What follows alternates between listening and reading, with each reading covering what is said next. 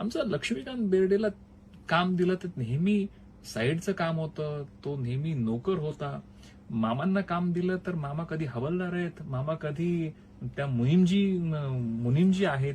त्याचं कारण असं आहे की ते हिरो मटेरियल हिंदी फिल्म्स करता कधीच नव्हते.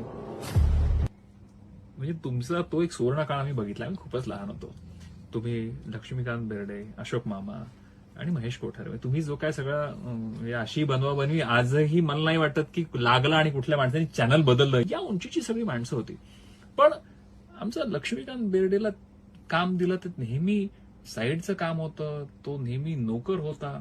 मामांना काम दिलं तर मामा कधी हवालदार आहेत, मामा कधी त्या मुनीमजी आहेत. की ते हिरो मटेरियल हिंदी फिल्म्स करता कधीच नव्हते. एक्झाम्पल, ही 2 एक्झाम्पल घेतली. नाही, दोन एक्झाम्पलच मी म्हणतोय की त्यांना मराठी फिल्म इंडस्ट्रीनी पण हिरो म्हणून ऍक्सेप्ट नाही केलं कधी.